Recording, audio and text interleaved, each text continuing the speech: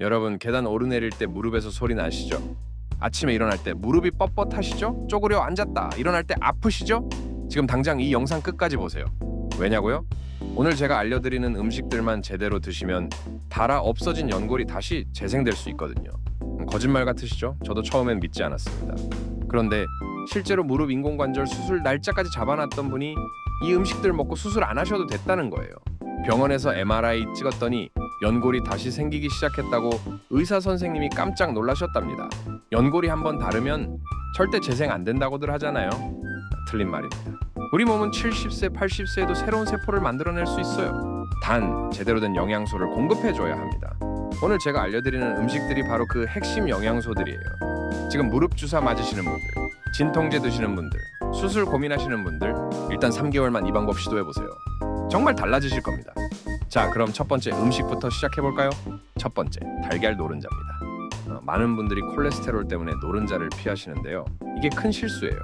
달걀 노른자야말로 연골 재생의 황금 열쇠거든요. 왜 그런지 제대로 설명해 드릴게요. 달걀 노른자에는 콜라겐 생성에 필수적인 성분들이 다 들어있습니다. 특히 황 성분이 풍부한데요. 이 황이 연골의 주요 구성 성분인 콘드로이친 황산염을 만드는 데 꼭 필요해요. 또 달걀 노른자에는 비타민 D가 엄청나게 많이 들어있습니다. 비타민 D가 뼈 건강에 좋다는 건 다들 아실 텐데요.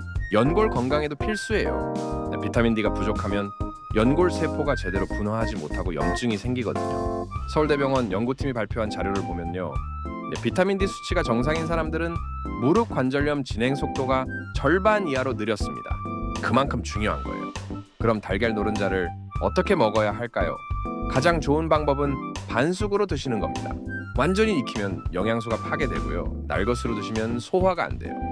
반숙이 딱 좋습니다. 하루 2개에서 3개 정도 드시면 적당합니다. 아침에 반숙 달걀 2개만 드셔도 하루 필요한 황 성분과 비타민 D를 충분히 섭취할 수 있어요. 단 주의하실 점이 있어요. 콜레스테롤 약 드시는 분들은 의사와 상담하시고 드세요. 사실 달걀 노른자의 콜레스테롤은 크게 걱정 안 하셔도 되는데요. 혈중 콜레스테롤에 큰 영향을 안 준다는 게 최근 연구 결과예요. 그래도 약 드시는 분들은 조심하시는 게 좋습니다. 두 번째, 닭발입니다. 닭발 좋아하시는 분들 많으시죠? 이게 그냥 맛있는 안주가 아니에요. 연골 재생의 최강자입니다. 닭발에는 콜라겐이 어마어마하게 많이 들어있어요. 특히 E형 콜라겐이라고 하는 건데요.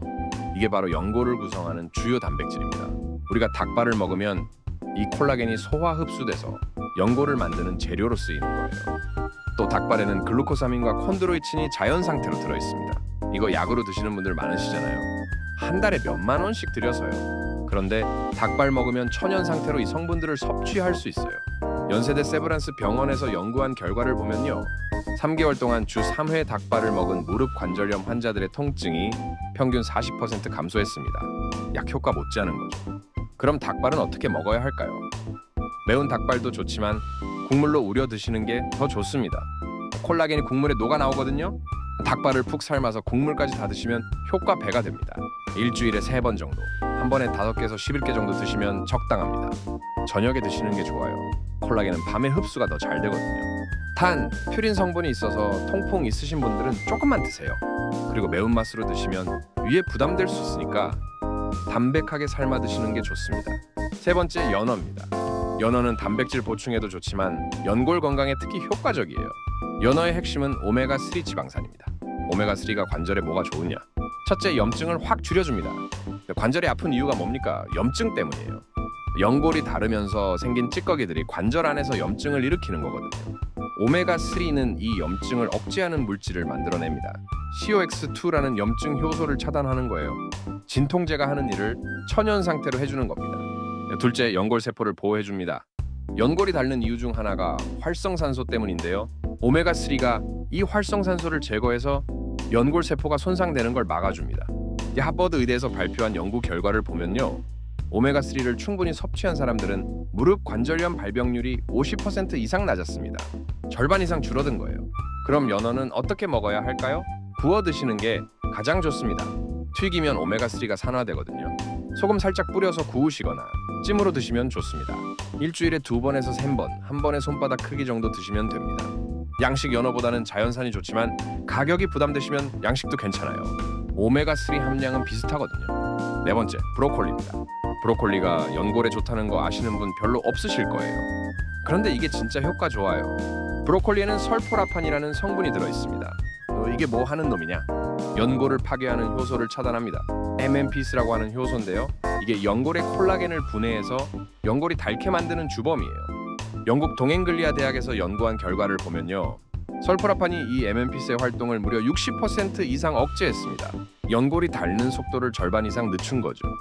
또 브로콜리에는 비타민 K가 풍부합니다. 비타민 K는 뼈와 연골에 칼슘이 제대로 침착되도록 도와주는 역할을 해요.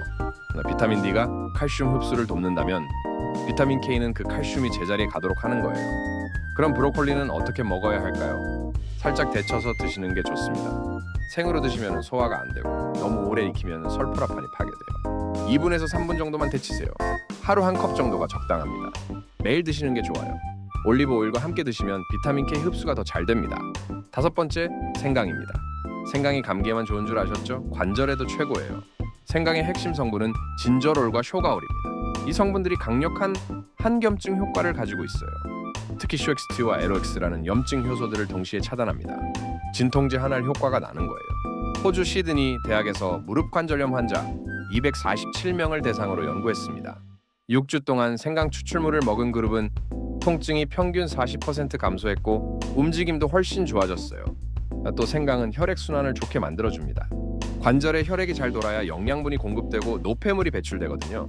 생강을 먹으면 관절 주변 혈관이 확장되면서 순환이 좋아져요. 그럼 생강은 어떻게 먹어야 할까요? 생강차로 드시는 게 가장 좋습니다. 생강을 얇게 썰어서 뜨거운 물에 10분 정도 우려내세요. 꿀을 조금 타서 드시면 맛도 좋고 효과도 좋습니다. 하루 2잔에서 3잔 정도가 적당합니다. 아침 공복에 한 잔, 저녁에 한 잔 드시면 좋아요. 생으로 갈아서 주스에 넣어 드셔도 되고요. 단 위염이나 위궤양 있으신 분들은 조심하세요. 생강이 자극적이거든요. 식후에 드시는 게 좋습니다. 그리고 혈전용 해제 드시는 분들도 의사와 상담하시고 드세요. 6번째, 들깨입니다. 들깨가 고소하고 맛있는 건 다들 아시는데 관절에도 좋다는 건 모르시는 분들 많으세요. 들깨에는 오메가3가 엄청나게 많이 들어있습니다. 특히 알파리놀렌산이라는 형태인데요. 이게 우리 몸에서 EPA와 DHA로 변환되면서 염증을 억제해줍니다. 또 들깨에는 세사민이라는 항산화 성분이 있어요. 이게 연골세포를 보호하고 연골이 파괴되는 걸 막아줍니다. 실제로 일본에서 연구한 결과 세사민이 관절염 증상을 30% 이상 개선시켰다는 보고가 있어요. 들깨의 또 다른 장점은 칼슘이 풍부하다는 겁니다. 우유보다 칼슘이 더 많아요. 연골만 튼튼해서는 안 되고 그 밑에 있는 뼈도 튼튼해야 하거든요. 들깨가 그걸 다 해줍니다. 그럼 들깨는 어떻게 먹어야 할까요? 들깨가루로 드시는 게 편합니다. 볶아서 갈아 놓으면 보관도 쉽고 먹기도 편해요. 국에 넣어 드시거나 나물 무칠 때 넣어 드시면 됩니다. 하루 2숟가락 정도가 적당합니다. 너무 많이 드시면 칼로리가 높아서 살이 찔 수 있어요. 적당히 드세요. 7번째, 콩입니다. 콩은 식물성 단백질의 왕이죠. 연골 재생에도 필수예요. 연골을 만들려면 단백질이 필요합니다. 콜라겐도 단백질이고 연골 세포도 단백질로 만들어지거든요. 그런데 고기로만 단백질을 섭취하면 염증을 일으키는 오메가6가 과다하게 들어와요. 콩은 식물성 단백질이라서 염증 걱정이 없습니다. 게다가 이소플라본이라는 성분이 들어있어서 연골을 보호해줘요. 특히 여성분들, 폐경 후에 관절염이 심해지시는데 이소플라본이 여성 호르몬과 비슷한 작용을 해서 관절을 보호해줍니다. 중국에서 발표한 연구 결과를 보면요. 매일 콩을 먹은 여성들은 무릎 관절염 발병률이 40% 낮았습니다. 특히 폐경 후 여성들한테 효과가 뚜렷했어요. 그럼 콩은 어떻게 먹어야 할까요? 두부, 콩나물, 청국장, 된장 뭐든 좋습니다. 형태는 상관없어요. 중요한 건 매일 드시는 겁니다. 하루 두부 반모 또는 콩나물 한 접시, 청국장 한 숟가락 정도면 충분합니다. 단백질은 한 번에 많이 먹는 것보다 몇 끼 조금씩 나눠 먹는 게 흡수가 더 잘 돼요. 8번째, 강황입니다. 카레에 들어가는 노란 가루요. 이게 연골 재생에 놀라운 효과가 있어요. 강황의 핵심 성분은 커큐민입니다. 커큐민은 자연계에서 가장 강력한 항염증 물질 중 하나예요. 염증을 일으키는 사이토카인이라는 물질들을 차단해서 관절 염증을 확 줄여줍니다. 인도에서는 예로부터 강황을 관절염 치료에 써왔어요. 실제로 효과가 있었던 거죠. 최근 연구들도 이걸 증명하고 있습니다.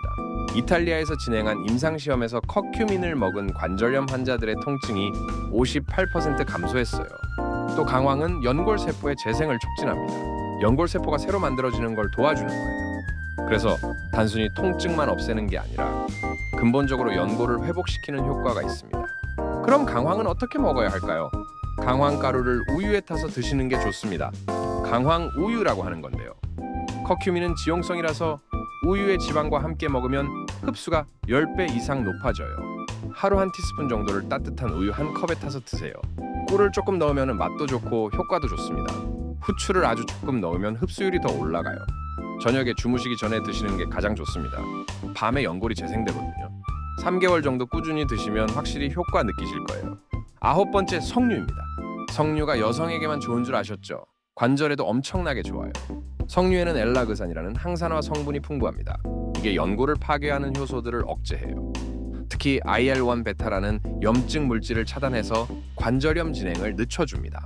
미국 케이스 웨스턴 리저브 대학에서 연구한 결과를 보면요, 석류 추출물이 연골 세포의 염증을 70% 이상 감소시켰습니다. 약 못지않은 효과죠. 또 석류는 콜라겐 생성을 촉진합니다. 비타민C가 풍부해서 콜라겐이 만들어지는 걸 도와주는 거예요. 연골의 주성분이 콜라겐이잖아요. 석류를 먹으면 새로운 연골이 만들어지는 속도가 빨라집니다. 그럼 석류는 어떻게 먹어야 할까요? 석류즙으로 드시는 게 편합니다. 시중에 석류 농축액 많이 나와 있잖아요. 그걸 물에 타서 드시면 돼요. 하루 한 잔 정도가 적당합니다. 아침 공복에 드시면 흡수가 더 잘 됩니다. 단 당뇨 있으신 분들은 당도를 확인하시고 드세요. 당분이 좀 높을 수 있거든요. 10번째, 우유입니다. 우유가 뼈에 좋다는 건 다들 아시는데 연골에도 필수예요. 우유에는 칼슘이 풍부합니다. 연골 밑에 있는 뼈가 약하면 연골도 버틸 수 없어요. 뼈가 튼튼해야 연골도 제 역할을 하거든요. 우유의 칼슘이 뼈를 튼튼하게 만들어줍니다. 또 우유에는 단백질이 들어있어요. 연골 재생에 필요한 단백질을 공급해주는 거죠. 특히 우유의 단백질은 흡수율이 아주 좋아요. 콩보다도 빨리 흡수됩니다. 보스턴 대학에서 발표한 연구 결과를 보면요, 매일 우유를 마신 여성들은 무릎 관절염 진행 속도가 훨씬 느렸습니다. 특히 저지방 우유의 효과가 좋았어요. 그럼 우유는 어떻게 마셔야 할까요? 하루 2잔 정도가 적당합니다. 아침에 한 잔, 저녁에 한 잔 드세요. 따뜻하게 데워서 드시면 소화도 잘 되고 흡수도 잘 됩니다. 단, 유당불내증 있으신 분들은 락토프리 우유를 드세요. 요즘은 유당 제거한 우유가 많이 나와 있거든요. 아니면 두유로 대체하셔도 됩니다. 자, 지금까지 무릎 연골을 재생시키는 음식 10가지를 말씀드렸습니다. 정리해볼까요? 첫째, 달걀 노른자. 황성분과 비타민 D가 연골 생성을 돕습니다. 하루 2개에서 3개 반숙으로 드세요. 둘째, 닭발. E형 콜라겐이 연골 재료를 제공합니다. 일주일에 3번 국물로 우려 드세요. 셋째, 연어. 오메가3가 염증을 억제하고 연골을 보호합니다. 일주일에 2번에서 3번 구워 드세요. 넷째, 브로콜리. 설포라판이 연골 파괴를 막아줍니다. 매일 한 컵 살짝 데쳐 드세요. 다섯째, 생강. 진저롤이 강력한 항염증 효과를 냅니다. 하루 2잔에서 3잔 차로 드세요. 여섯째, 들깨. 오메가3와 칼슘이 관절을 보호합니다. 하루 2숟가락 가루로 드세요. 일곱째, 콩. 식물성 단백질과 이소플라본이 연골을 지킵니다. 매일 두부반모 또는 콩나물 한 접시 드세요. 여덟째, 강황. 커큐민이 염증을 잡고 연골 재생을 촉진합니다. 매일 한 티스푼 우유에 타서 드세요. 아홉째, 석류. 엘라그산이 연골 파괴를 억제합니다. 하루 한 잔 즙으로 드세요. 10번째, 우유. 칼슘과 단백질이 뼈와 연골을 튼튼하게 합니다. 하루 2잔 드세요. 이 음식들의 공통점이 뭔지 아세요? 다 우리 주변에서 쉽게 구할 수 있는 것들입니다. 비싼 건강식품이나 수입 보충제가 아니에요. 동네 마트에서 다 살 수 있죠. 그럼 이 음식들을 어떻게 조합해서 먹으면 좋을까요? 실전 꿀팁 드릴게요.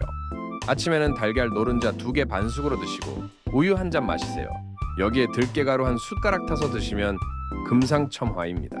점심에는 연어구이나 닭발 국물에 브로콜리 살짝 데친 거 곁들이세요. 콩나물 무침도 함께 드시고요. 저녁에는 두부반모에 생강차 한 잔, 그리고 주무시기 전에 강황 우유 한 잔 드세요.